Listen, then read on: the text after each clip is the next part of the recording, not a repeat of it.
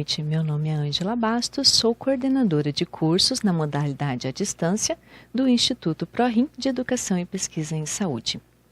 Gostaria de agradecer a participação de todos que nos acompanham ao vivo pela nossa plataforma de transmissão e também pelas redes sociais. Nesta noite, nós teremos 3 momentos distintos. No primeiro momento, irei apresentar para vocês um pouco sobre a nossa instituição. Na sequência, teremos uma palestra com a professora e mestre Roselaine Sônego sobre o estudo da morte, um assunto essencial para quem deseja trabalhar na área de necrópsia. Durante a palestra, você poderá interagir via chat com a professora, tirando suas dúvidas. E ao final, você poderá tirar suas dúvidas técnicas sobre o curso de qualificação em necrópsia com a coordenadora Thalita Maia. Então, vamos agora conhecer um pouco mais sobre a Fundação e o Instituto ProRim. A Fundação ProRim foi criada em 1987, com a missão de salvar vidas. E desde então, trabalhamos para garantir um tratamento digno aos pacientes renais, pois sabemos que o atendimento feito com amor resulta em benefícios físicos e emocionais. Para nós, o sorriso de quem luta pela vida é a motivação que precisamos para seguir em frente todos os dias. Com a administração privada e sem fins lucrativos, somos a maior entidade filantrópica do Brasil na área de nefrologia. Recebemos 99% de pacientes do SUS, Sistema Único de Saúde. Isso quer dizer que o nosso compromisso com a defesa da vida não depende da condição social. Muito pelo contrário, a Fundação ProRim foi criada justamente para dar qualidade ao atendimento de quem não pode pagar por ele. Para nós, a assistência global envolve diversas vertentes, entre elas a prevenção, a pesquisa e o ensino. Por isso, criamos o Instituto ProRim de Educação e Pesquisa em Saúde, que dissemina e compartilha o conhecimento que acumulamos em 30 anos de existência. O Instituto ProRim foi criado em 2006, com o principal objetivo de suprir a mão de obra local, oferecendo educação de qualidade na área da saúde, e com o propósito de formar profissionais diferenciados, do jeito ProRim de ser.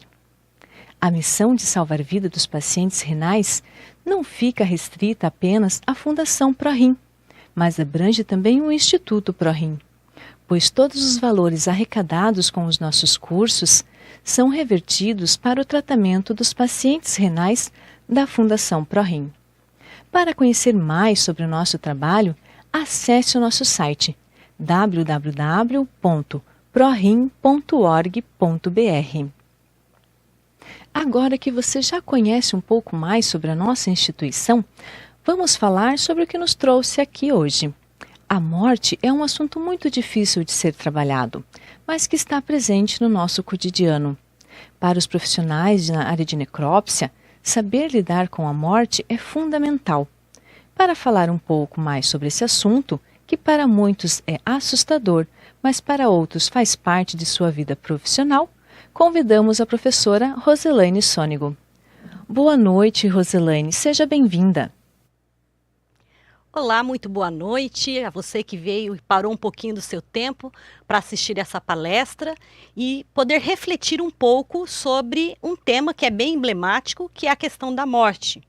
Nesta noite, então, nós iremos trabalhar um pouquinho falando o que é esse estudo da morte, que é uma coisa tão importante, um tema tão importante para profissionais de saúde, profissionais que lidam no seu dia a dia, não só com a vida, mas também com a morte, como também o técnico em necrópsia, principalmente o técnico em necrópsia. Então, a nossa linguagem hoje é uma linguagem que vem trazendo os conceitos da tanatologia, e é esse conceito que nós iremos trabalhar. E você, durante a palestra, poderá fazer perguntas, poderá fazer comentários e a gente vai procurar também interagir e responder essas questões que possam surgir durante a nossa fala, ok? Então, seja muito bem-vindo e vamos então ao trabalho, né? O conceito de tanatologia é um conceito bem importante da gente entender. Ele tem uma origem grega, né, da palavra Thanatos, que significa o deus da morte. Para a parte que significa logia, tem a ver com a ciência, um estudo ou tratado. Em outras palavras, o estudo da morte é resumido, né? O seu sentido etimológico, a origem da palavra, o conceito de tanatologia, então é estudo da morte. Por que é importante ter esse conceito e entender a origem da palavra? Porque quando nós entendemos a origem da palavra, fica mais fácil também a gente compreender o que essa palavra nos remete, o que ela significa e o que ela nos traz de não só de conceito, mas também de questões práticas para a nossa vida profissional. A tanatologia ela é uma ciência que estuda, pesquisa, discute os conceitos e reflexões muito importantes para a compreensão de processos emocionais, processos psicológicos, comportamentos das pessoas em relação à morte, ao luto, às perdas, à separação. Então, tudo que envolve, né, essa questão da morte, a tanatologia está presente. É importante também destacar que ela estuda o processo da morte e do morrer sob o enfoque da qualidade de vida. Então, essa palavrinha aqui, ó, é bem importante vocês entenderem, porque ela se destaca, qualidade de vida. Por que qualidade de vida quando a gente está falando de morte? Parece algo que não combina muito, não é mesmo? No entanto, quando a gente pensa em tanatologia, em conceito de qualidade de vida, nós temos que entender que após a morte, né, depois que a pessoa, então, esse corpo está morto, ainda existe também uma qualidade no tratamento dessa morte. Porque o morrer é um processo, às vezes, um tanto doloroso, em muitos casos, principalmente em doenças terminais, e a gente precisa ter formas mais humanas de lidar com isso, com esse sofrimento e essa hora final da vida. Então é necessário fazer uma educação para a morte. É um contrassenso na nossa sociedade falar sobre isso, porque nós queremos falar somente de vida, nós queremos apenas pensar naquilo que é para o futuro, né, aos nossos sonhos, às nossas realizações. No entanto, a educação para a morte ela é bem presente, é importante. Por quê? Porque vai fazer com que nos preparemos na parte psíquica de como lidar com essa morte e também com a morte e o sofrimento alheio, não só a nossa própria morte, mas também a morte e o sofrimento alheio. É importante também destacar que a tanatologia ela ampliou muito a sua atuação, não só para o cuidado dos pacientes na fase terminal, mas também nos cuidados familiares desses enfermos, então ajudando-os a lidar com as doenças incuráveis, com a sua dor, com todos os sofrimentos envolvidos em relação à perda que ele está tendo naquele momento. O que é importante a gente entender também é que a tanatologia, ela, na sua interlocução, ela traz não só a morte como algo separado da vida. A morte e a vida são faces de uma mesma moeda. Então, é um olhar bioético que é trazido pelo conceito de tanatologia, o cuidado com o ser humano, o cuidado com o pós-morte, que é necessário não só cuidar da pessoa enquanto ela está viva, mas também após a morte. E para isso, a pessoa, o profissional que está lidando com isso, vai ter que ter um tanto de sensibilidade e cuidado frente àquele corpo sem vida, demonstrando respeito, honra à vida que aquele corpo ali representa e também a história e a memória daquele que morreu. O que acontece na nossa sociedade é que após a morte as pessoas viram simplesmente uma estatística, um número, para todos os outros, mas para os seus familiares não. É interessante ver que, às vezes, a notícia de morte ela é tida assim, tantos morreram, tantos sofreram um acidente. No entanto, qual é o cuidado que se precisa ter em memória àquela pessoa que morreu, o respeito e honra à sua memória, à sua vida, à sua história? Quando a gente para pensar nisso, a gente percebe que muitos já perderam parte de sua humanidade. O que significa isso? Significa que vai perdendo a sensibilidade com esse momento de dor alheia. E por lidar tantas vezes com a morte, os profissionais que são da vida e da morte, às vezes vai perdendo essa sensibilidade, fazendo com que tendo um impacto na vida daquelas pessoas que estão ali de modo negativo, fazendo um desserviço e ajudando e contribuindo, na verdade, não para uma melhoria do luto daquela pessoa, mas eles acabam impactando de forma negativa, fazendo com que o processo de luto seja bem complicado daquela família.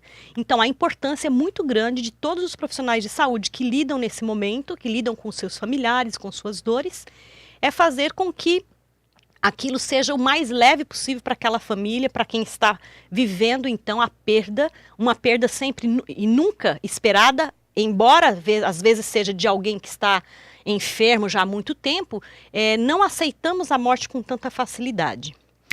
A importância da tanatologia também para a formação de técnico em necrópsia e de profissionais de saúde é porque lida com uma questão muito difícil que na nossa cultura ocidental ela não é muito aceita.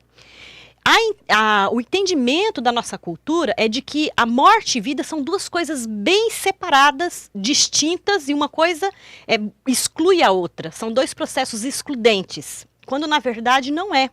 Vida e morte constituem fases do processo humano. O desenvolvimento humano a gente tem desde o nosso nascimento, aí você cresce, você vira uma adolescente, depois vem a vida jovem, a vida produtiva, trabalho, forma família. Depois vem a questão de estar idoso e a gente espera a morte sempre ao ciclo final da vida, como se fosse assim, mais aceito. No entanto, a gente sabe que a morte ela não respeita esse ciclo de vida. Ela está o tempo todo caminhando com a gente durante esse processo do nosso desenvolvimento. Então, você pode lidar com a morte desde o momento que você acaba de nascer e já ter comprometimentos, né? Alguns bebezinhos nascem com vida e já em seguida falecem, assim como em todo momento da sua história e da sua vida. Então, se a morte está presente em todo o processo de vida, por que não falamos sobre ela? Por que nos espaços culturais, educacionais, entre os próprios profissionais de saúde, se fala mais de vida do que de morte? Por que excluímos a morte das nossas rodas de conversa? Porque não temos educação em relação a isso, não fomos educados, não tivemos disciplinas, inclusive nos cursos de saúde, muito pouco se fala sobre a questão da morte, de como lidar com ela.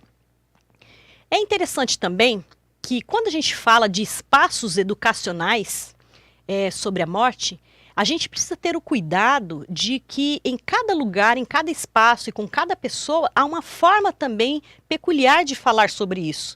Você não vai tratar desse assunto com uma criança da mesma forma que você lida com um adolescente, ou com uma pessoa adulta, ou com um profissional de saúde. Então, saber transitar por todas essas fases da vida, ajudar as pessoas em todas as fases a lidar com a questão da morte, é muito importante. Historicamente, a gente percebe que antes a morte ela era uma coisa natural, as pessoas conviviam, então morria, fazia velório em casa, né, não era levado o corpo para outro lugar. Então a criança ela já ia crescendo e via um falecimento de um ente querido, velava aquele parente, e com o passar do tempo essa morte foi institucionalizada, né? Então as pessoas são levadas a morrer separadamente da sua família. Como a morte envolve crenças religiosas, então fica até difícil das pessoas lidarem com esse assunto porque acham que vai ter que lidar com religião. Assim, de maneira popular, né, diz que de futebol e religião não se conversa. Mas, na verdade, não é bem assim. É importante. Por que é importante a gente entender que as crenças religiosas que as pessoas têm são fundamentais para entender o processo de morte? Porque dependendo da crença que ela tem, se ela acredita em ressurreição, em reencarnação, se ela não acredita em nada disso, que morreu, acabou ali, então tudo isso vai fazer diferença para aquela pessoa de como ela vai lidar com essa morte.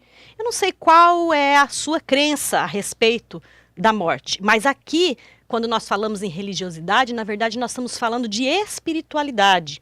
É a forma que você consegue lidar com o processo do luto e da morte de maneira mais plena, entendendo que é um fator limitante, que todos nós vamos ter que lidar com isso um dia, e que não temos muito o que fazer diante disso, e aí o processo de aceitação, o processo de passar pelo luto, de aceitar um luto, é uma coisa vivencial, dolorosa, mas possível sim, passar de maneira mais leve quando se tem essa plenitude da espiritualidade. Por exemplo, a nossa sociedade, nós temos agora, na nossa contemporaneidade, um movimento muito grande que a gente percebe na questão do suicídio. Estamos aí nesse mês, né, falando sobre a prevenção do suicídio, porque ele está em vários locais, em várias idades, atinge várias pessoas, independente de classe, cultura e enfim, a questão do suicídio ela está muito presente na sociedade, incluindo pessoas bastante jovens. O que isso nos diz como sociedade? O que nós precisamos pensar? A gente percebe que há um espanto diante do suicídio e há uma rejeição diante, por exemplo, de doenças que são incuráveis, de pessoas também que queiram encerrar a sua vida, já entraram em contato às vezes com um conhecido que está numa situação tão complicada e tão frágil que ele não quer mais viver. Como lidar com isso? Uma pessoa que está enferma, acamada, não consegue mais ter a sua vida, a sua rotina e precisa lidar com a morte e ela quer morrer. Como que você se coloca? Então aí vem novamente a questão da espiritualidade, das crenças que as pessoas têm, como vai lidar com essa situação. É importante a gente pensar que para poder falar de morte, a gente tem que aceitar a própria finitude, a nossa finitude, porque às vezes a gente fala de morte como se fosse para o outro, na casa do outro, e a finitude humana nos mostra que há interditos sobre a reflexão da morte que não permitem a gente parar, porque a nossa sociedade não quer perder tempo com tais subjetividades sobre mortalidade. A gente prefere falar de vida. A ordem do dia, né, a ordem social é um compromisso que seja em relação à sustentabilidade do planeta, garantir a vida, melhorar a espécie humana. Então, a cada etapa da vida, a gente percebe que há uma forma de funcionamento para viver, fases e lutos são elaborados. E o que isso tem a ver com essa sustentabilidade aqui que nós estamos mostrando? Como a ordem do dia você precisa pensar no planeta, nas novas gerações, em vida, em garantir a vida, em garantir processos que exijam menos perdas possíveis, nós acabamos negando que nas etapas do viver, nós vamos fazendo pequenos lutos diários e a gente não quer lidar com isso. Então, o funcionamento para você viver bem, a outra fase da sua vida, a cada fase. Então, se vocês olharem aqui no desenho, desde que você nasce, né, a gente vê, então, uma forma de que no nascimento, ali já nasceu, a vida já nasceu em paralelo a uma história também de morte. Então, vem o bebezinho, você fica grande, aí formatura, casa, mas em cada fase dessa aqui, para eu ser adolescente, eu preciso deixar as condições bacanas que eu tenho de como eu era bebê. Para eu me casar e comprometer com alguém, eu preciso deixar a fase de que eu tinha a minha independência total em relação a não compromisso com outra pessoa. Para formar uma família, eu preciso deixar outras coisas. Depois vem a nossa fase uma fase que a gente está mais com idade mais avançada, onde aí fica muita coisa para trás, e aí depois então vem o ciclo, né, que é o ciclo da morte, termina com a morte.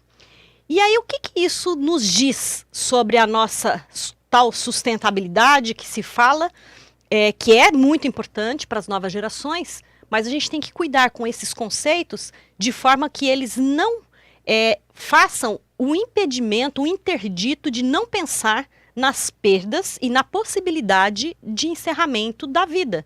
De que, por mais que você queira viver para sempre, isso não é possível ainda a nenhum ser humano. E aí a pergunta para refletir, então eu coloquei aí 4 questões bastante importantes para você refletir. Quando a gente fala de morte, o que é que morre? Né? O que morre? Porque se a gente vai perdendo coisas durante o nosso desenvolvimento, a gente foi elaborando pequenos lutos. Um adolescente, por exemplo, quando vai fazer a sua escolha profissional, ele tem que deixar a condição de dependência dos pais e formar a sua vida. Ele precisa abandonar escolhas profissionais para conseguir escolher uma única profissão. É um tipo de elaboração de luto. Quando uma pessoa escolhe um trabalho, ela precisa deixar outros trabalhos. Enfim, a gente sempre, para ganhar algo, a gente também perde outras possibilidades. Só que o problema é quando nós colocamos a vida de maneira, um interdito, dizendo assim, olha, eu preciso viver plenamente o tempo todo e não aceitando nenhum tipo de perda. E aí também o extremo daquelas pessoas que vivem, mas não estão vivas. Elas deixam morrer muitas coisas dentro delas. E isso tem a ver com tanatologia. Tem pessoa que deixa de ser ela mesma, por exemplo, para agradar o seu grupo, os seus companheiros, os que estão ao seu redor. O que morre na gente? Algumas pessoas perderam a sensibilidade, deixaram morrer a sensibilidade. E um ser humano sem sensibilidade, ele é uma catástrofe social, porque ele não se implica com o outro ser humano.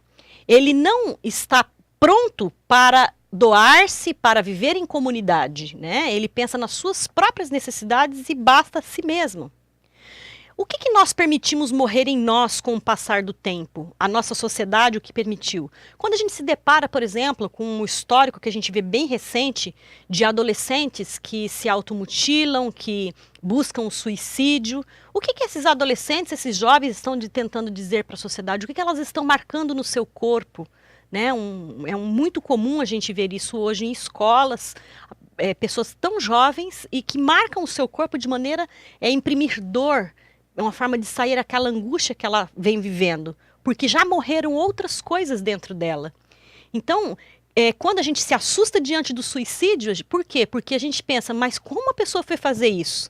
Na verdade, muitas coisas já morreram até chegar a esse ponto. E como profissional de saúde, quem está na área de necropsia também, o que precisa entender?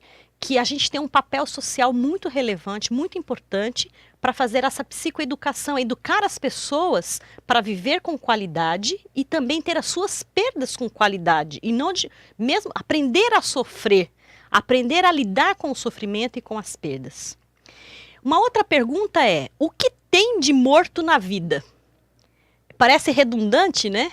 Mas na vida social, o caos que nós estamos vivendo, o que nós perdemos como sociedade e deixamos morrer? Como nos constituímos socialmente? Essa forma como a gente se constituiu socialmente, o que fala sobre o nosso corpo vivo e sobre o nosso corpo morto? Porque quando a gente fala de morte, a gente fala muito também, uma relação muito íntima, muito próxima com a questão do corpo. Então, o que a gente fala? Como que nós se constituímos socialmente? O que a gente está falando sobre o corpo vivo? O que a gente está falando sobre o corpo morto? E aí, é importante a gente entender alguns conceitos. O corpo ele tem uma polissemia de conceitos bastante grande, né? Muitos significados. O corpo humano ele pode ser encarado de várias formas. Às vezes a pessoa tem uma visão puramente biológica do corpo. Mas a gente vê, né, na literatura que o corpo não é apenas uma constituição biológica. Existe um conjunto de significados que cada sociedade marca nesses corpos, dos seus membros, ao longo do tempo. Isso define, então, a ideia de corpo como múltiplo e polissêmico, porque cada sociedade vai marcar esse corpo de uma forma.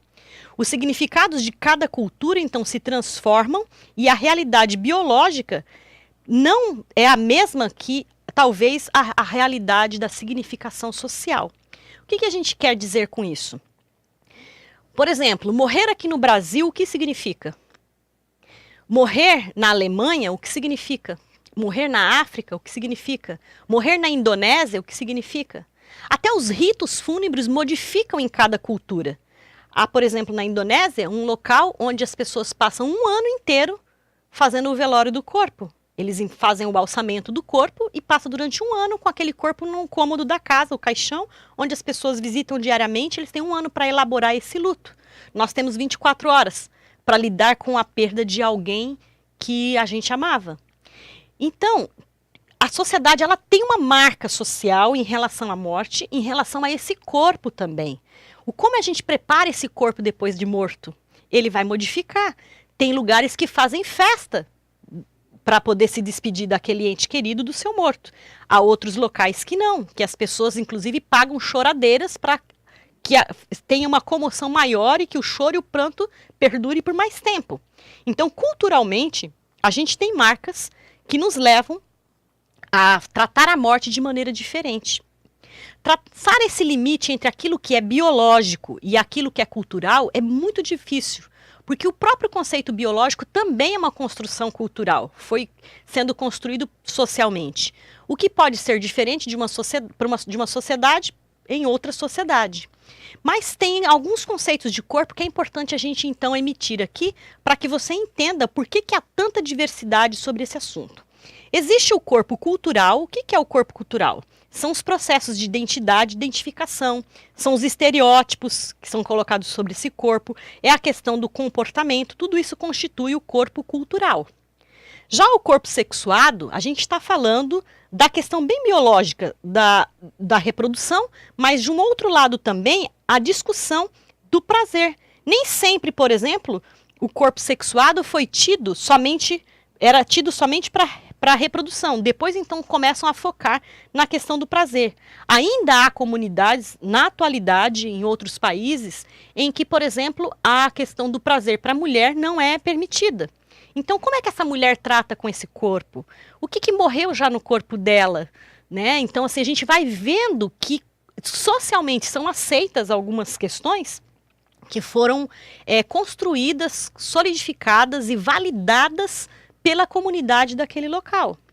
Um outro termo também que a gente vê muito importante na atualidade é a questão da identidade de gênero. Por que identidade de gênero? Porque a gente fala hoje, a discussão, por exemplo, de pessoas que têm um corpo biológico de homem, mas sentem que têm uma percepção de como se tivesse a sua identidade, a sua identificação feminina. Existe aquelas pessoas, tudo isso aqui tem a ver com o corpo sexuado. E o que isso tem a ver com a morte? Né? Por exemplo, quando se rejeita a cultura da identidade de gênero, a gente vê também uma agressividade social em relação ao tema e fazendo o que não deveria, o que está acontecendo na sociedade, o que a gente faz é uma polarização.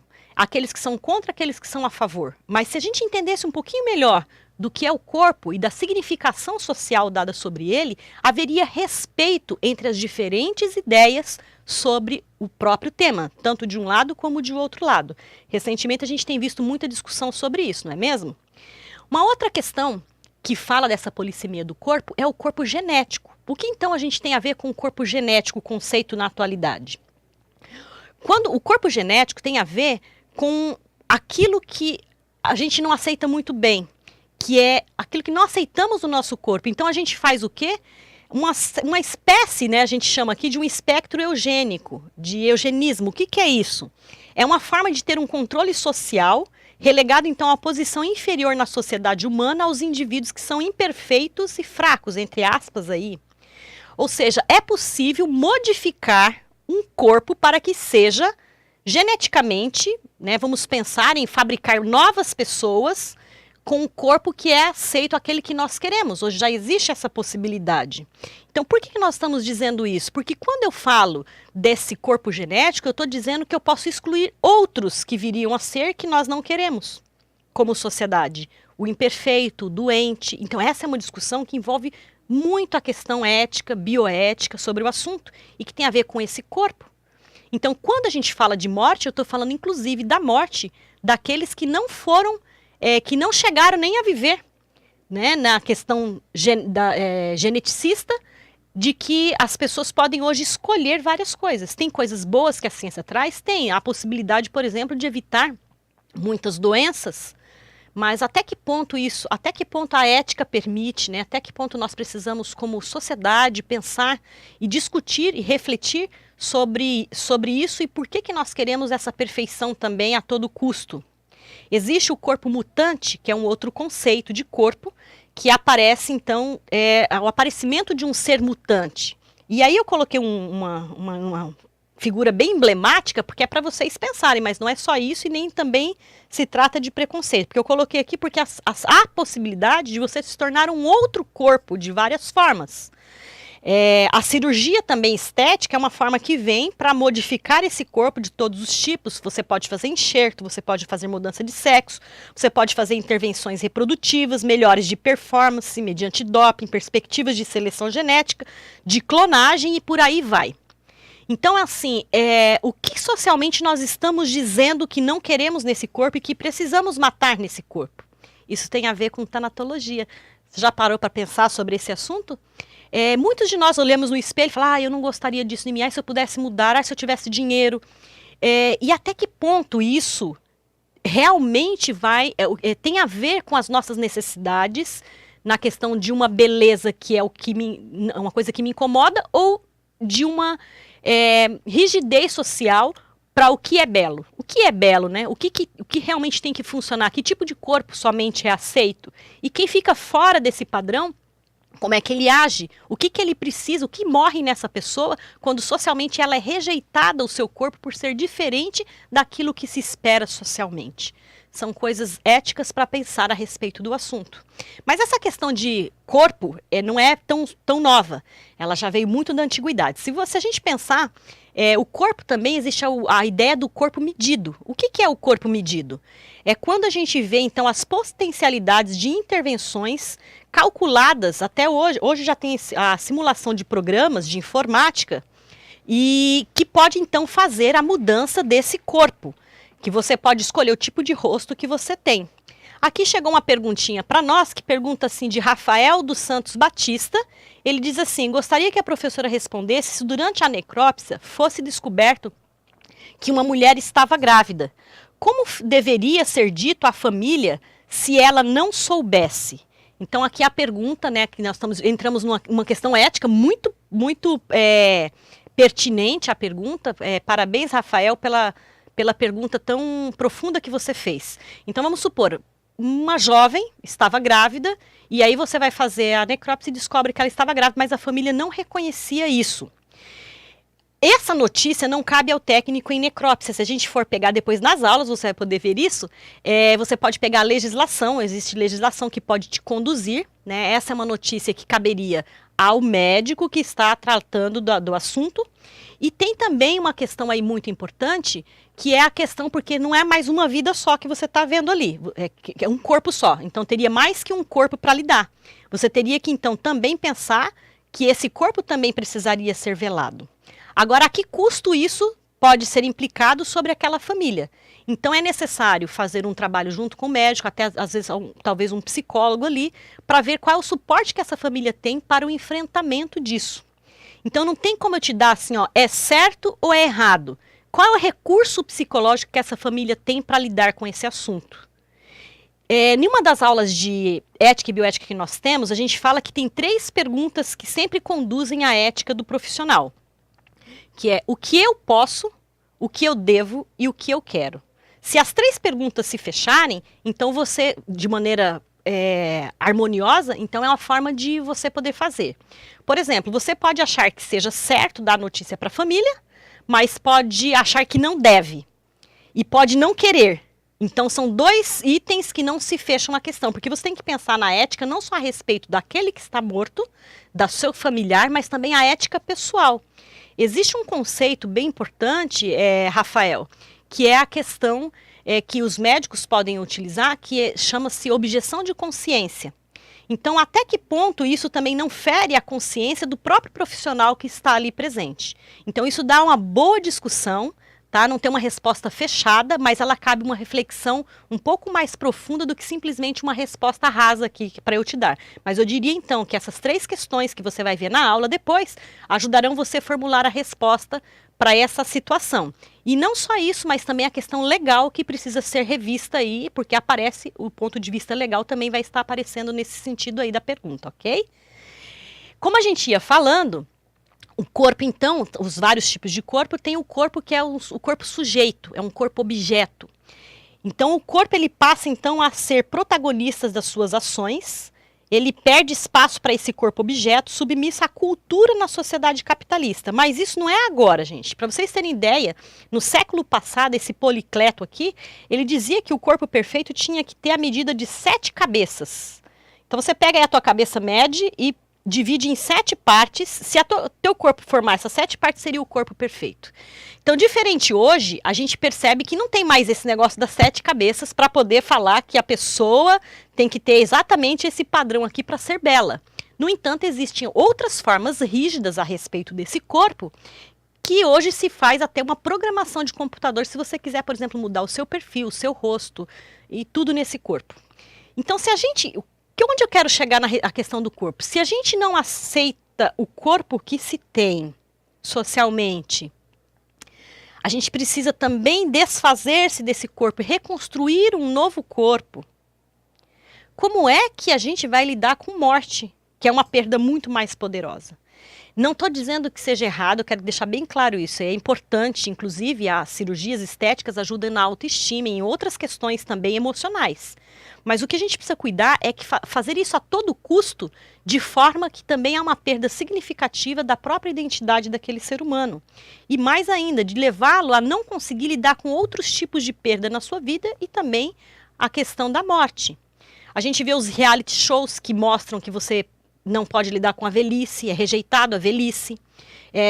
Fala-se em intervenções estéticas para uma correta adequação dos padrões que a pessoa tem que ter, inclusive padrões de vestimenta, como é que você tem que se vestir. Há os sites de estética, de beleza corporal, muito na internet, que oferece todo tipo de receita que você imaginar e complexos vitamínicos para acelerar então esse tipo de corpo, fazendo com que ele chegue ao padrão muscular em pouco tempo. Há, por exemplo, aquelas pessoas que ficam grávidas e aí não pode ganhar peso e aí a todo custo, às vezes até coloca em complicação o feto para poder então ter o corpo perfeito. Essa sociedade a gente lida com essas realidades. E o que as pessoas estão dizendo com isso? Que tem muita dificuldade de lidar com perda. A perda da condição da jovialidade para uma questão de envelhecer. O envelhecimento também é banido. Então, se o envelhecimento é banido, imagine a morte. Como é que fica isso, né? Enfim, passando então esse conceito de corpo que a gente viu presente na sociedade, a gente entra naquele conceito muito importante, que é a questão de perdas.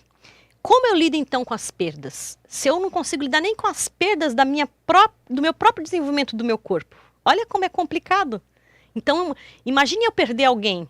Imagine eu perder alguém próximo a mim. Como é que eu vou... Ou lidar com a minha própria morte, por exemplo, uma finitude, né? De eu ficar acamado, por exemplo. Tem gente que fala, eu prefiro morrer do que ficar alguém cuidando de mim no final da minha vida. Será que prefere mesmo? O que está por trás disso, né? É preciso refletir. Tem um livro que eu gosto bastante que chama-se Perdas Necessárias. É o livro de Judith Viortse e ela trata então sobre algumas perdas. A gente tem a perda da infância, a gente tem a perda dos amigos, da juventude, a gente tem várias perdas. Mas tem uma frase dela que eu queria ler aqui com vocês que retrata um pouco essa ideia que eu quero passar para vocês, ok?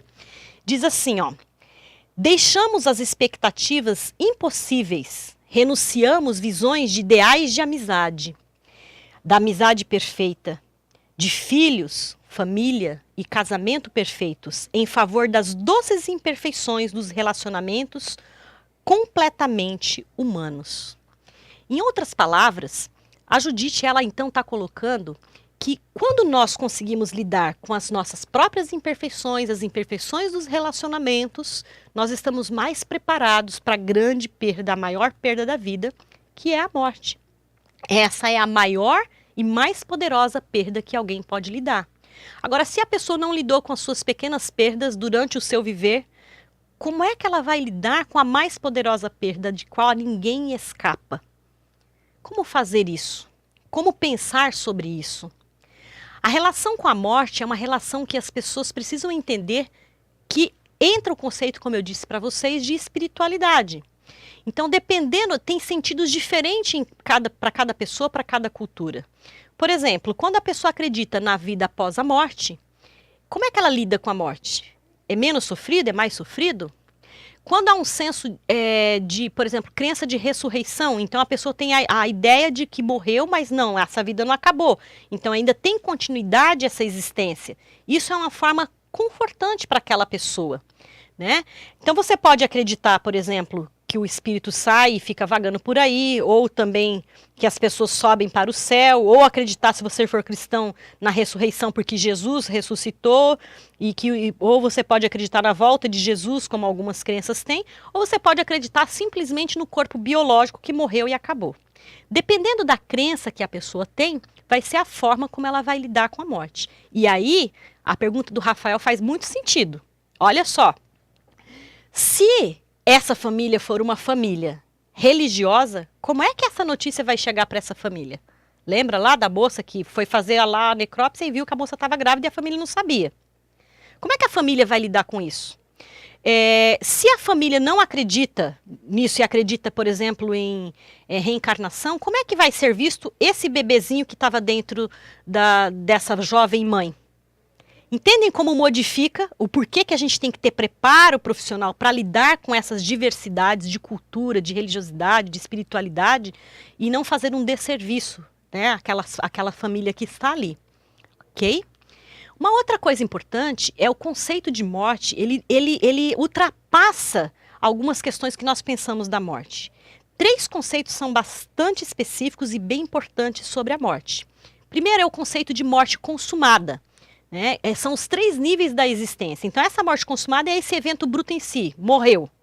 Depois vem o conceito de morte vivida, que todos os gestos e ritos que são vinculados ao trajeto, desde a enfermidade até aquela agonia que aquele moribundo e a sua morte tem a ver com a morte vivida. É o tempo de morte, né? Tudo que é feito durante esse processo em que a pessoa está numa enfermidade grave. E depois também tem a questão do discurso sobre a morte, que são as representações sociais sobre a morte. Ou seja, essa morte consumada aqui, pessoal, ela não consegue abarcar todo o fenômeno da morte na esfera das subjetividades e representações que ela evoca. Então, para um evoca uma coisa, para outra pessoa evoca outra. Vai depender do sentido, do significado, da cultura, de tudo que aquela pessoa tenha. Então não dá para encarar da mesma forma para todas as pessoas o que significa a morte. Mas como profissional a gente precisa ter a ideia dessas várias visões de mundo e saber lidar com isso também. Mas a gente vai ter uma dificuldade porque nós vamos entrar em contato também com o que a mídia fala sobre morte. Qual é a sensação que a mídia dá para a gente sobre a morte? A gente percebe que a mídia às vezes coloca a morte como um espetáculo. Então eu coloquei aqui que é o espetáculo da morte, que é o consumo do horror. Então, quanto mais horroroso for o tipo de morte veiculado na mídia, mais vai ter audiência. No entanto, a morte real é um fenômeno que causa, no mínimo, para a gente um estranhamento, um distanciamento. A gente não quer isso. Então, é um contraste, né? São 2 coisas bem distintas. E aí, a banalização da vida ela vai ter um impacto sobre essas novas gerações, porque a gente percebe que há essa banalização em relação à vida. Por exemplo, não sei se você já viu alguma vez o fato de uma pessoa tirar foto de quem morreu e já mandar para outra pessoa. Qual é a ética que está tendo isso? Qual é o impacto que isso tem? Está chegando uma nova perguntinha aqui do Rafael. Ele diz assim, professora, um profissional da morte pode trabalhar no corpo de um familiar? Isso ajudaria a lidar com a perda daquele parente como uma despedida ou deve ser evitado? Rafael, essa pergunta eu tenho como te responder de maneira bem clara e bem pontual, porque ela trata de algo que nós não, profissionalmente, não só na questão do corpo, tá? Mas a questão até de outras, até com a vida, né? A gente não pode porque a gente mistura. Na psicologia, o que a gente vai ver? A gente vai misturar os nossos conteúdos pessoais com o fazer profissional. Então, a gente não consegue ser totalmente profissional naquilo que a gente faz quando lida com o parente. Então, por exemplo, eu sou da área de psicologia. Eu não posso fazer atendimento clínico para os meus parentes, tá? Um médico, ele não vai fazer a cirurgia no filho dele, ele vai encaminhar para um outro colega. Porque o impacto, às vezes você fala, não, mas eu dou conta. A pessoa às vezes pode achar que dá conta, mas isso também tem um custo emocional muito grande para a pessoa conseguir fazer o distanciamento, se desvincular afetivamente daquele corpo e, ao mesmo tempo, lidar profissionalmente de maneira técnica. Ele acaba perdendo parte da técnica porque a afetividade está ali muito presente. Então, assim, não, a pessoa não pode fazer, fazer uma necropsia no próprio corpo de uma vítima, de um parente seu. E a questão de ele lidar com a morte daquele corpo, o que ele pode fazer são rituais de despedida. Ele pode ter, sim, a presença, chegar próximo, mesmo que ele seja técnico naquilo, mas esperar que outros preparem aquele corpo e depois ele faça a despedida, se ele quiser colocar a mão, se ele quiser abraçar. Então, como acontece num velório, ele vai poder fazer isso, tá, Rafael? Então, a gente não mistura, não. Então, profissionalmente, seria, assim, uma questão até que fere não só a nossa psique, mas também a ética com aquilo que nós estamos fazendo, porque a gente não consegue desvincular-se totalmente. A gente só lida com alguma coisa nesse sentido quando é, por exemplo, uma situação de emergência e não tem o que se fazer, só está você lá. Então, vamos supor, aconteceu um acidente ali e você vai lidar com os corpos dos familiares que estão ali, mas depois é passado para um outro encaminhamento, para um outro profissional, ok? Respondida a pergunta aí? Tá ok. Então, assim, nós estávamos falando sobre o espetáculo da morte. E isso que o Rafael perguntou tem bastante relação. Por quê? Porque a gente percebe que a mídia veicula tanto essa questão de quanto mais horroroso, inclusive criança jogando jogos que ela pode matar picada, ela pode matar de várias formas ali alguém. Só que aí a mídia também mostra esses jogos que as crianças têm, ele tem a sensação de que não morre de verdade, porque depois você pode voltar, né, fazer aquela pessoa viver, aquele oponente viver. Então vai se dando para as crianças a ideia de que a morte não é tão grave assim. A mídia faz o espetáculo do horror de quanto mais horroroso, mais sangrento, né? O jornal e tudo mais, aquele horroroso, então capta a atenção das pessoas. E é uma cultura do horror que, ao mesmo tempo, a gente entra naquilo de uma maneira de um distanciamento emocional porque não é conosco. No entanto, quando a morte bate na sua casa, na sua porta, com seus familiares, aí a coisa é diferente. E se você lidou o tempo todo com o espetáculo do horror, como é que isso vai ficar para você? Ok?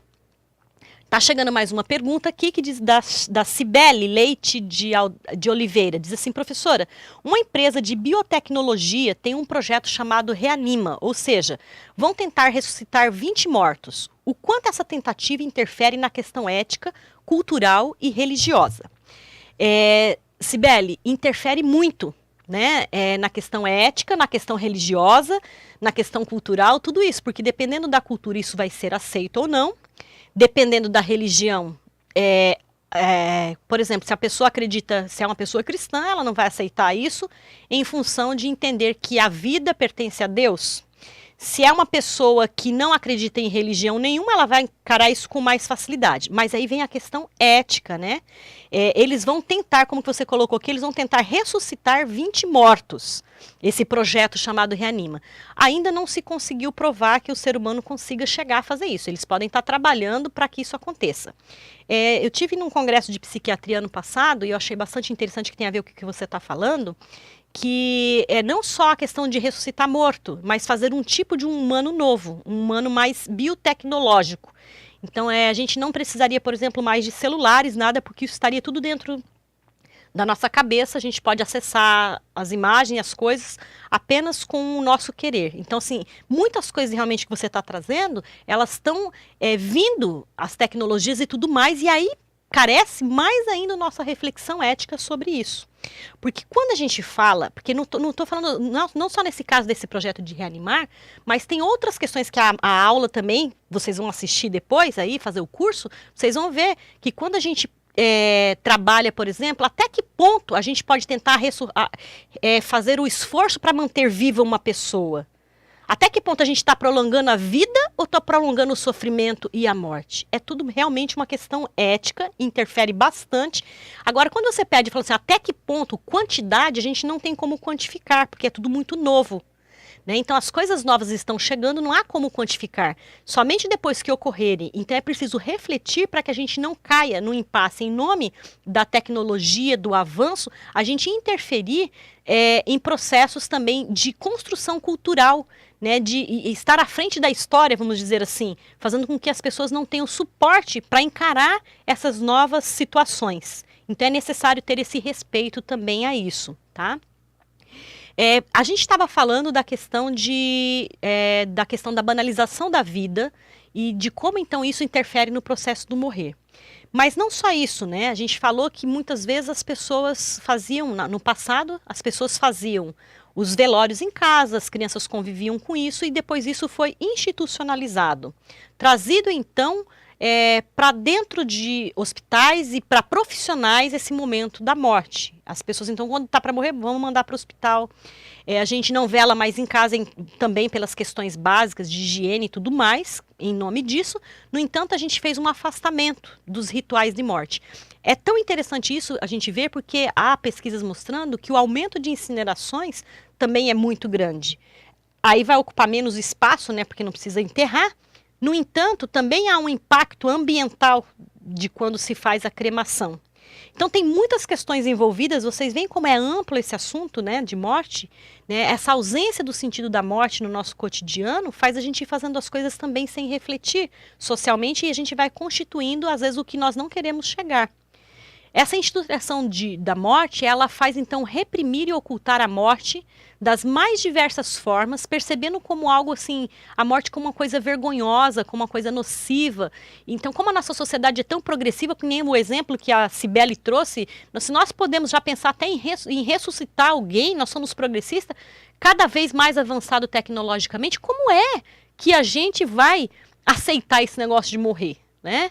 Então, como é que vamos lidar com isso? É vergonha para a nossa sociedade. A gente já avançou tanto tecnologicamente que a gente não tem que pensar em morte. Tá vendo como que realmente o movimento é de afastamento em relação à morte?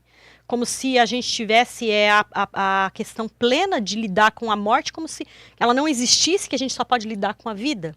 É uma exclusão desse assunto na nossa sociedade. A morte ela é esperada apenas no final do ciclo da vida.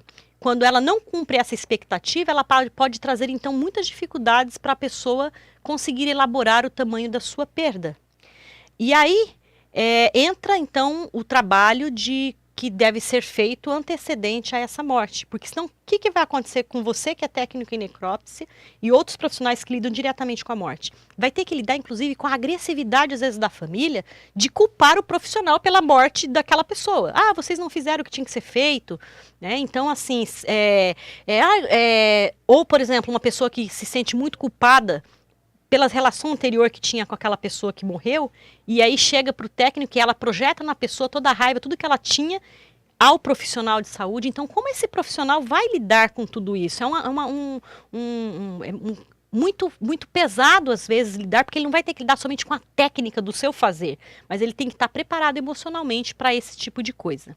E aí, gente, a gente está chegando ao final. Eu queria que você tivesse, aqui tem mais uma perguntinha que diz assim: Elisângela Maria Lima diz assim: professora, sua exposição sobre a ciência que vai acontecer em dezembro do corpo receber outra cabeça de um segundo ser humano. Então a Elisângela está comentando aqui a questão de fazer, eu vi isso também, que é a questão de troca, como a gente faz hoje, né, consegue, por exemplo, liberar o rim para outra pessoa, fazer um transplante, seria feito o transplante de cabeça. Eu também já vi essa notícia, né? Fazer o transplante total de cabeça de um ser humano em outro ser humano. Então, o que vocês veem? A pergunta é assim, ó, o que vocês veem, né, em relação a isso? A gente vê um movimento muito grande, até nessa pergunta que você faz, de o ser humano que não se contenta, que não admite a morte de maneira alguma. Né? A forma como a gente quer então lidar com isso e muito dinheiro envolvido, inclusive nessas pesquisas, né, que estão sendo realizadas, tudo porque a gente não quer lidar com esse assunto da morte. A gente quer banir isso da nossa sociedade. Então, quando você coloca aqui qual que é a minha posição em relação ao que a ciência vai fazer em relação a isso, eu digo assim, ó, não é um posicionamento fácil, né, de lidar com ele, mas o meu posicionamento, porque tem um posicionamento profissional e tem um posicionamento pessoal. Eu também sou carregada das minhas crenças, dos meus valores, e você também deve ter as suas crenças e os seus valores. Como profissional na área de psicologia, o que eu diria é algo muito novo e a gente não tem resposta ainda para isso que está acontecendo. Apenas há o entendimento de que há uma necessidade do ser humano muito grande de querer ser eterno. Isso é muito plausível diante de todas essas questões que estão acontecendo aí, desses exemplos que vocês estão trazendo. A gente, né, como não queremos admitir a morte de maneira alguma. Então, também isso está... Quando a gente fala na questão da espiritualidade, aí então vai entrar em choque com muitos conceitos de espiritualidade das pessoas que acreditam, que são religiosas, que acreditam que isso não seja possível, não por causa da questão de tecnologias, mas é uma questão de o homem querer se colocar no lugar de Deus, né? Ele se tornar um Deus ao ponto de que ele possa dar a vida, tirar a vida. E aí também a gente vai entrar num campo muito tênue de questão ética, em função do quê? Quem é que vai ter o poder para decidir quem vai receber o transplante? Quem é que vai ter condição de ter acesso a isso? Isso vai ser acesso a todas as pessoas ou não? Isso é feito apenas para quem tem dinheiro? Então vai entrar outras questões aí que não é só a questão da ética, da questão de pegar uma cabeça e colocar em outro corpo, mas é tudo que está envolvido, né? Aí, quem é que vai ganhar com isso também financeiramente? O que esse mercado está prometendo? É para todo ser humano? É para a pessoa lá da vila? É para a pessoa mais abastada? Então, tem muitas questões éticas que vão sendo, que interferem sim, e que precisam ser repensadas. Então, meu posicionamento profissional é que é uma coisa muito arrojada para o momento que nós vivemos, e eu acredito que, profissionalmente falando, que ainda a sociedade não tenha uma forma ainda de recursos mesmos psíquicos para lidar ainda com isso nas várias esferas de cultura, de religião e outras coisas mais. Do meu ponto de vista pessoal, que então acho que tem que ficar bem diferente, né, destacar isso, eu também sou carregada das minhas premissas, eu sou uma pessoa cristã, então acredito, eu não aceitaria isso, por exemplo, se fosse para um familiar meu. Acho que quando a gente vai se posicionar, a gente tem que pensar dentro daquilo que é o nosso entorno. Eu não aceitaria isso, mas há pessoas que aceitariam. Então exige-se o quê? O meu respeito em posicionamentos diferentes daquilo que, de visão de mundo que as pessoas pensam, ok? Não sei se eu respondi, mas eu acho que é por aí. Tá, então, Elisângela, se tiver alguma dúvida, não ficou alguma dúvida, você pode retornar a pergunta que a gente responde, apesar que a gente já está terminando. E a minha pergunta para vocês é assim, então, diante de tudo isso, do exemplo que os colegas trouxeram, o que a morte te diz? Eu gosto muito das frases do Pequeno Príncipe, e tem uma frase que ele diz assim, pronto, acabou-se. Para algumas pessoas a morte significa isso. Há uma outra frase dele que diz assim, a serpente que vai picá-lo, né? Ele fala assim, mas eu sou a mais poderosa do que o dedo de um rei. Ao chegar na terra, o Pequeno Príncipe conhece a serpente que informa que no deserto não há pessoas. Embora fale sempre por enigmas, é a personagem mais franco de toda a história, é a serpente. É aquela que, então, de maneira franca, fala sobre a morte, algo que o Pequeno Príncipe não tinha o conhecimento. Então é nesse posicionamento que às vezes parece que a gente é até uma serpente dizendo sobre morte, um assunto que ninguém quer falar, mas é uma maneira franca de dizer que a morte ela é poderosa sim, ela tem um poder de impacto muito grande nas famílias, inclusive há pesquisas que mostram que quando se perde familiares muito próximos, há um número de pessoas que adoecem, e aí adoecem psiquicamente, fazem comorbidades com outras doenças a partir da morte de alguém. Então é preciso cuidar, e esse é o que eu queria deixar para vocês. A questão de ter cuidado em relação a isso, de si e do outro.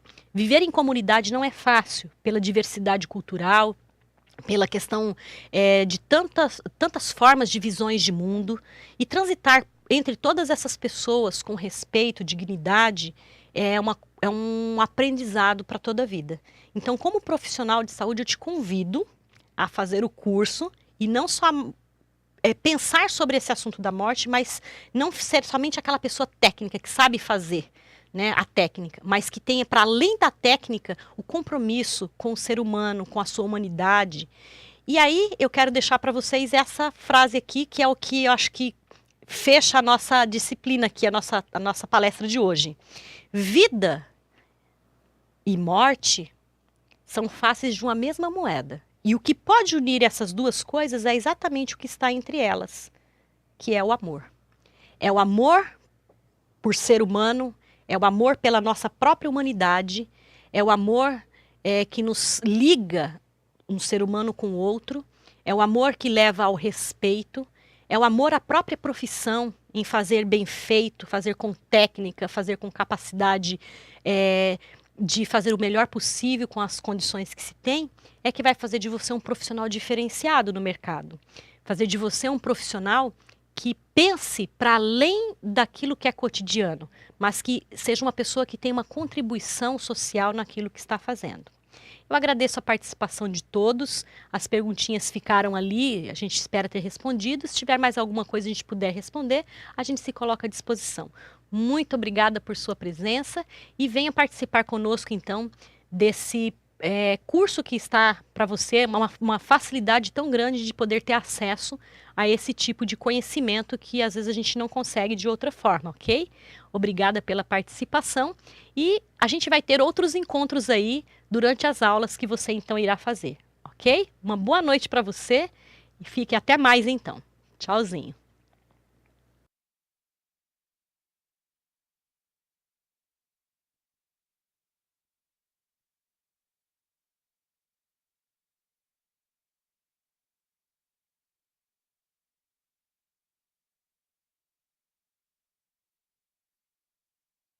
Obrigada, Roselaine, pela sua excelente participação.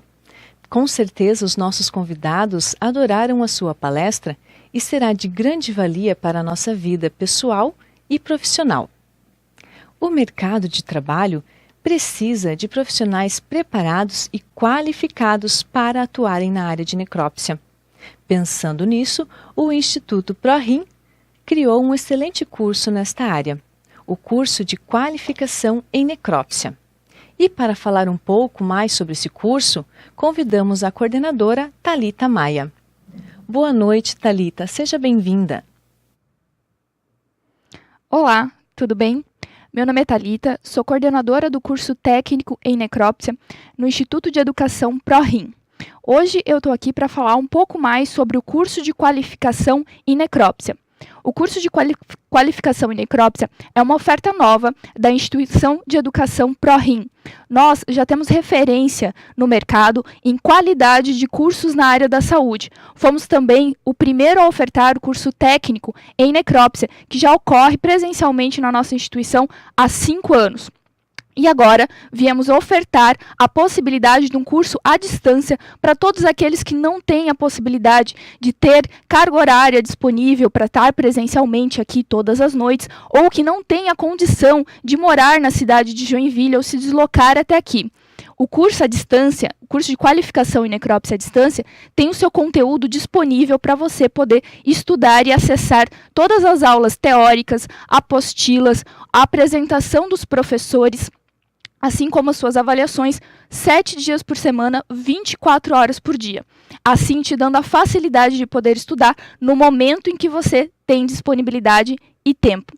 Dentro do nosso curso, você vai ver algumas das disciplinas ofertadas, como elas: a disciplina de anatomia, onde você vai poder aprender e estudar um pouco mais sobre o corpo humano, quais são os músculos, os ossos que estão relacionados e necessários para o estudo da necrópsia. Além disso, você vai ver disciplinas como tanatologia, como vimos na aula anterior da professora, que estuda um pouco sobre o estudo da morte e como o profissional técnico em necrópsia precisa estar preparado para tratar essa importante notícia, essa importante decisão da família que vai passar por essa perda de um ente querido. Disciplinas como crimes, onde o aluno vai poder aprender um pouco mais sobre mortes violentas, quais são as diferenças que existem entre uma necrópsia que ocorre dentro de um serviço de verificação de óbito e as necrópsias que ocorrem dentro do Instituto de Médico Legal, onde são mortes relacionadas a crimes e precisam de uma investigação.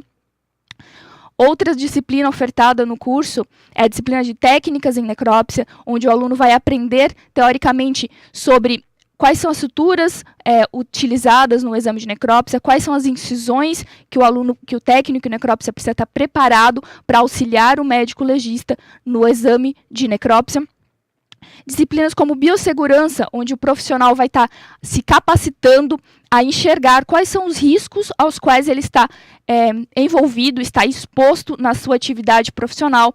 Lembrando que são vários os riscos em que todos os profissionais da área da saúde estão expostos, principalmente o profissional que trabalha com óbitos, né, que vai estar manuseando tanto o cadáver na sala de necrópsia, no momento da necrópsia, quanto aquele profissional que vai manusear esse cadáver num exame funerário, na aula, na sua atividade de tanatopraxista, como profissional que vai abordar o translado desse cadáver e vai manusear ele no serviço funerário. Então, quais são os riscos que esses profissionais estão expostos e quais são as necessidades particulares que ele precisa ter para se prevenir desses riscos. Outra disciplina abordada e essencialmente fundamental para esse profissional é ética e bioética. Como esse profissional precisa estar preparado para as questões éticas envolvidas à sua atividade profissional e quais são as questões bioéticas relacionadas a ele. Lembrando que os riscos aos quais ele está exposto não é somente a pessoa humana, mas todos os outros seres vivos relacionados a ele. Então, quais são os riscos ambientais que o trabalho profissional do técnico em necrópsia vai estar exposto? Se aquele manuseio dos reagentes, manuseios das vísceras, os manuseios dos reagentes, subproduto do trabalho, seja na tanatopraxia ou subproduto do trabalho de necrópsia, como isso pode ser exposto ao meio ambiente, se isso pode ser destinado como um rejeito comum ou se precisa de um tratamento específico para que tenha o destinamento correto e não caia no mau uso ou no mau emprego bioético. O curso de qualificação em necrópsia tem uma carga horária de 200 horas aulas, como eu falei anteriormente, que essas 200 horas aulas são distribuídas em aulas teóricas, apostila, videoaulas. Além disso, a avaliação que o aluno vai se submeter ao final de cada disciplina e, o mais importante, uma tutoria que vai estar sempre à disposição do aluno para resolver as suas questões e as suas dúvidas. Então, caso o aluno tenha dúvida, seja no conteúdo da aula ou uma dúvida que surge a partir de uma videoaula que ele assistiu, ele entra em contato com o tutor para que esse possa esclarecer a sua dúvida e lhe dar uma orientação personalizada. Então, se você tiver qualquer dúvida a respeito do curso de qualificação em necrópsia da instituição ProRim, entre em contato conosco. Não deixe de visitar o nosso site cursosprorim.org.br. Lá você vai encontrar todas as informações a respeito do curso de qualificação em necrópsia, assim como de todos os outros cursos ofertados pela instituição. Lá temos a plataforma, o nosso chat, onde você pode deixar as suas dúvidas, sugestões. Não deixe de entrar em contato com a gente e esclarecer todas elas. Lembrando que o curso está com as matrículas abertas e nós estaremos aqui sempre à disposição para ofertar um ensino de qualidade para você. Muito obrigada. Vamos aproveitar esse momento para tirar as dúvidas, assim como a professora vinha fazendo anteriormente na sua aula, para esclarecer as dúvidas que os alunos possam ter a respeito do nosso curso. Então, o Rafael dos Santos está nos perguntando se existe a possibilidade de uma parceria com o IML e o SVO de outros estados para as partes práticas. No presente momento, ainda não. Hoje nós temos parceria com o IML de Joinville e com o Serviço de Verificação de Óbito da cidade de Joinville, assim como uma funerária conveniada no nosso curso técnico presencial, onde acontecem as nossas aulas práticas. E o curso de qualificação, que é o curso à distância, também oferece visita técnica para essas instituições que já são nossas parceiras hoje. Então, para quem se matricular e vier a fazer o curso, dentro da sua carga horária tem à disposição essas visitas técnicas. Então, mesmo que você não seja da cidade de Joinville, mas está cursando o curso, tem disponibilidade de vir até aqui, não deixe de vir e visitar essas instituições. Com certeza, a visita será muito válida para o seu crescimento profissional. No momento, ainda não temos essas parcerias com serviços de verificações de óbito e IML de outras cidades, mas futuramente, quem sabe, teremos ainda. Se tiverem dúvidas, como o Rafael, não deixem de mandar para cá e a gente vai esclarecendo. Se surgirem dúvidas futuramente, não deixe de entrar no nosso site, como eu falei, cursosprorim.org.br e deixar a sua dúvida ou sugestão lá no nosso chat e nós vamos respondendo para você na medida do possível. E era isso, como eu falei, estamos aqui à disposição, as matrículas estão abertas e procure nosso site, procure mais informações e nós estamos lhe aguardando para ofertar um curso de qualidade numa instituição de ensino que é referência no mercado em qualidade em educação. Muito obrigada e até a próxima. Muito obrigada, Thalita.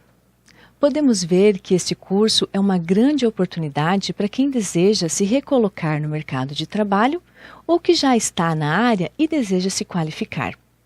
Para realizar sua matrícula, acesse o nosso site www.cursosprorim.org.br e matricule-se já.